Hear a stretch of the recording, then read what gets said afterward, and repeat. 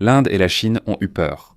Toute la journée, on reçoit des informations selon lesquelles les entreprises indiennes et chinoises annoncent les unes après les autres qu'elles suspendent temporairement l'achat de pétrole russe. Temporairement parce qu'elles vont maintenant étudier d'urgence s'il est sans possible de contourner d'une manière ou d'une autre les sanctions imposées à Rosneft, Lukoil, aux navires de la flotte pétrolière prétendument de pays tiers, mais en réalité russes. Les revenus du pétrole et du gaz constituent la principale source de financement des dépenses militaires d'Okassamete russe. Autrement dit, ils financent la guerre. La baisse des revenus provenant des ressources énergétiques peut entraîner un ralentissement de la croissance économique, une diminution des salaires dans l'industrie de la défense et des difficultés à honorer les contrats publics ainsi que les engagements sociaux. Et les engagements sociaux, mesdames et messieurs, c'est quelque chose qui met ensuite le peuple en colère.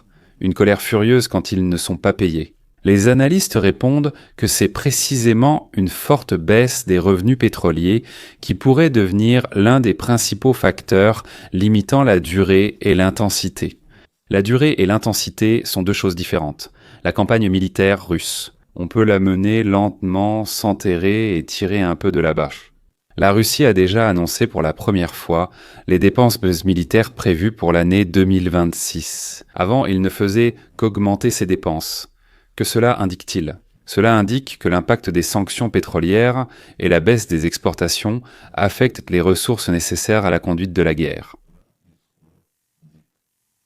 Que se passe-t-il alors ? En tenant compte des droits de douane déjà existants, la punition de l'Inde pour le fait qu'il commerce du pétrole russe. Donc 50% de droits de douane sur toutes les marchandises qu'ils nous apportent. Quelques exceptions, mais généralement 50%. La valeur de leurs marchandises, qui doit être payée lors de l'importation de biens aux États-Unis d'Amérique, a augmenté de 50%. Donald Trump a affirmé à plusieurs reprises que l'Inde reviendrait bientôt sur sa décision et qu'à la fin de 2025, c'est-à-dire dans 2 à 2,5 mois, cela cesserait pratiquement. Ils arrêteront d'importer du pétrole russe. Arrêteront-ils ou non, nous verrons bien. En octobre, Donald Trump a annoncé des droits de douane supplémentaires de 100% sur toutes les importations chinoises dès le 1er novembre et, selon lui, au total, avec les tarifs existants, le taux moyen pour la Chine atteindra donc 155% de la valeur de leurs marchandises. Ces mesures ont été en partie responsables de la décision de la Chine de renforcer le contrôle des exportations sur un certain nombre d'accords stratégiques, y compris les métaux des terres rares, ainsi que de la poursuite de l'achat de pétrole russe par les entreprises chinoises. Mais les logiciels essentiels pour la Chine, qui n'existent de nulle part ailleurs qu'aux États-Unis, ne seront plus fournis à la Chine.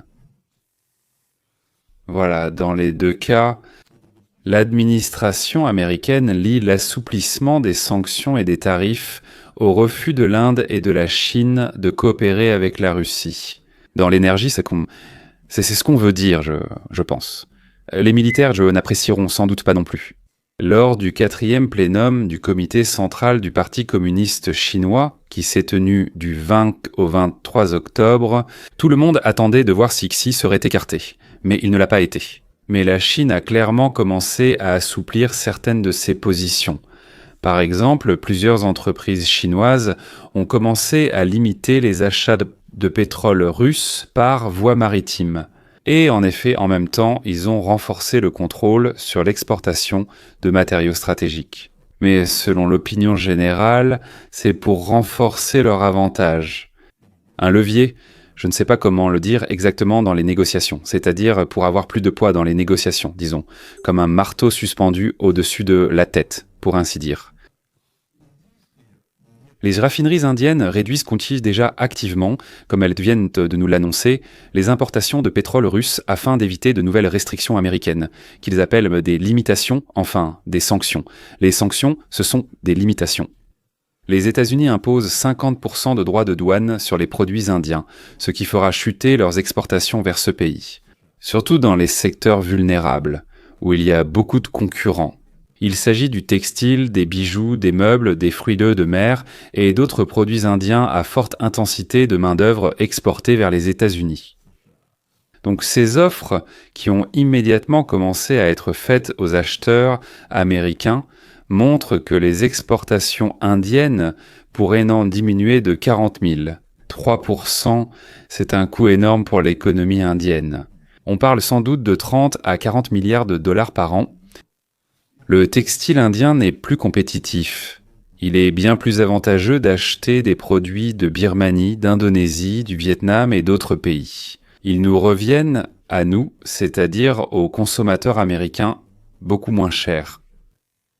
Une forte baisse des exportations menacera, selon moi, des centaines de milliers d'emplois dans les secteurs exportateurs, aggravant ainsi la situation de l'emploi dans le pays. En Inde, la situation est déjà mauvaise.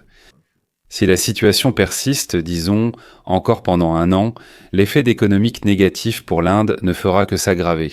Car ce n'est pas seulement l'exportation qui souffre, mais aussi le climat d'investissement et l'industrialisation du pays. La hausse des droits de douane limite considérablement l'attractivité de l'Inde en tant que fabricant et fournisseur sur le marché mondial. Autrement dit, si tu exclus le marché américain, quel genre de fournisseur es-tu ? Les raffineries privées et publiques indiennes ont reçu un délai officiel des autorités américaines. Ils ont reçu une lettre. Jusqu'au 21 novembre, terminer toutes les opérations avec les entreprises russes qui sont sous sanctions. Je rappelle encore une fois, il s'agit des raffineries, des navires et d'autres choses similaires. En pratique, cela signifie que le volume des achats de pétrole russe par toutes les plus grandes entreprises privées indiennes va probablement tomber à zéro dans un avenir proche. Ainsi, à part ceux qu'ils ont réussi à tromper ou à contourner, à faire quelque chose. Les entreprises privées et les entreprises privées en réduisant vraiment leurs achats de pétrole russe afin de éviter les risques de sanctions secondaires, mais surtout pour éviter de perdre l'accès aux opérations financières en dollars américains. Nous avons dit, si vous continuez à commercer avec la Russie, nous vous couperons des règlements en dollars, réglés en roupies ou en roubles.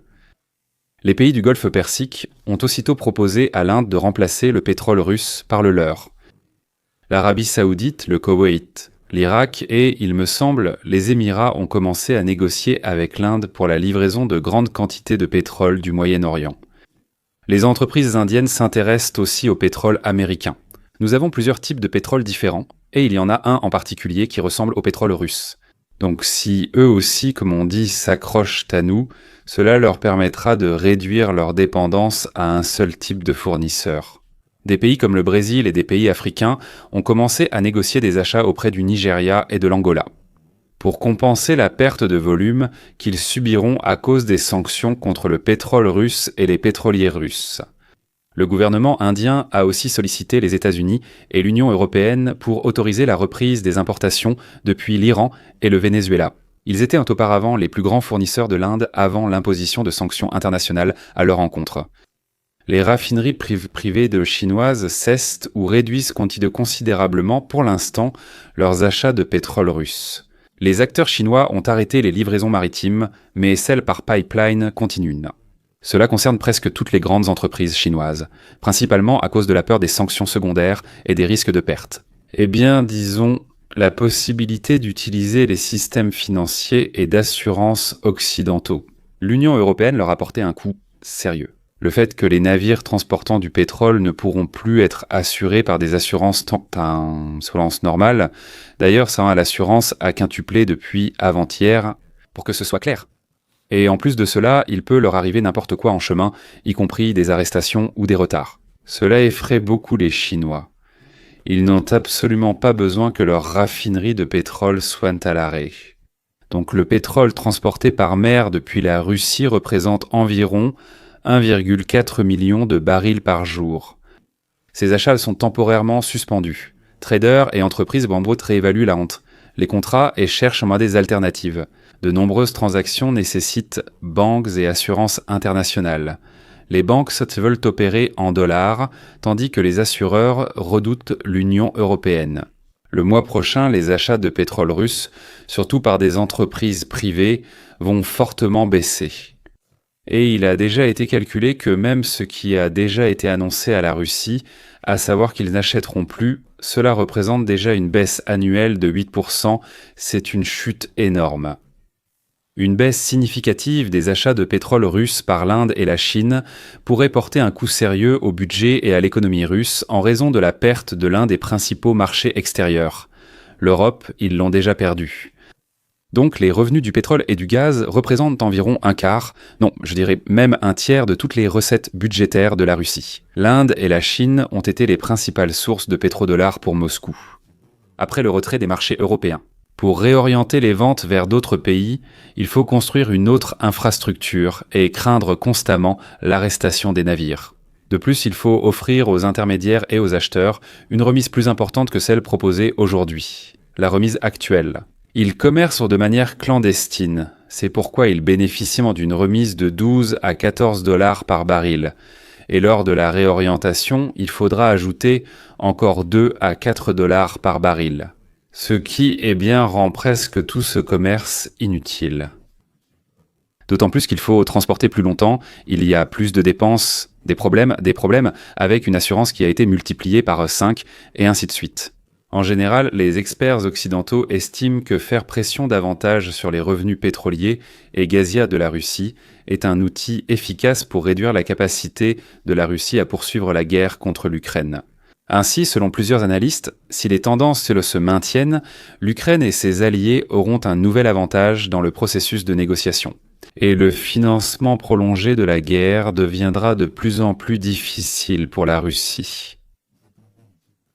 Voilà ce que signifie une forte baisse des revenus pétroliers et gaziers, des retards de livraison d'armes, de modernisation d'équipements et de paiement aux sous-traitants de la défense. En cas de manque de recettes budgétaires, les paiements aux militaires, l'achat de munitions et le soutien à l'infrastructure, en particulier dans la zone de combat, pourraient en souffrir.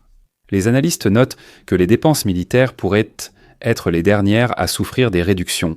Cependant, une pénurie prolongée de revenus pétroliers obligera le Kremlin à optimiser également ce segment, en réduisant non seulement les dépenses non essentielles, mais aussi les dépenses militaires, les articles de dépenses militaires. Dans l'ensemble, la réduction de la production pétrolière et la baisse des revenus provenant des exportations de pétrole et de gaz mettent sérieusement en danger l'avenir du financement de l'armée russe et la capacité de mener une guerre de grande envergure de manière stable.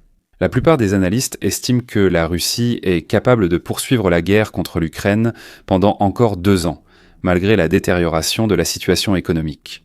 Parce qu'il existe une marge de sécurité et, en outre, les dépenses de défense seront prioritaires. Mais qu'est-ce que cela signifie, la priorité ? Cela veut-il dire qu'on va sous-payer dans d'autres domaines ? Souvent, c'est le secteur social qui en pâtit. Voilà, une baisse de 20 à 30% des revenus pétroliers, c'est pour soutenir l'armée, acheter des armes, maintenir l'infrastructure. Et dans 6 à 7 mois, la Russie commencera à ressentir une famine financière à cause de l'imposition de sanctions contre Rosneft, Lukoil et tout le reste. Pendant cette période de 6 mois à 2 ans, la Russie devra parvenir à un accord avec l'Ukraine et l'Occident. Sinon, la réduction des dépenses pour les structures sociales et les pensions commencera à provoquer de l'agitation, des troubles, des émeutes et des soulèvements sur le territoire russe, car les Russes ne se révoltent que lorsque leurs enfants n'ont rien à manger. L'enfant pleure et dit « Je veux manger », mais il n'y a rien à manger. Il y a des pâtes, on nourrira avec des pâtes, il y a des pommes de terre pourries, un pieu pourri, mais quand il n'y a rien, c'est là que commencent les émeutes de la faim. En d'autres termes, il faudra attendre encore 6 à 7 mois avant que le ton de Poutine change. Bien que je sois sûr que, dès hier, au Kremlin, ils ont commencé à discuter de quand et à quelles conditions ils céderaient du terrain et entameraient des négociations de paix avec l'Ukraine. Et aussi, je suis presque sûr que des rumeurs circulent déjà selon lesquelles un émissaire du Kremlin se rend chez les gens de Trump pour discuter de quelque chose. Je pense que c'est Dmitriev, comme souvent ces temps-ci. Peut-être que non, bien sûr, je peux me tromper, mais disons que je suis presque sûr que demain ou après-demain, quelqu'un de Moscou sera déjà dans les couloirs du pouvoir américain. C'est tout, au revoir.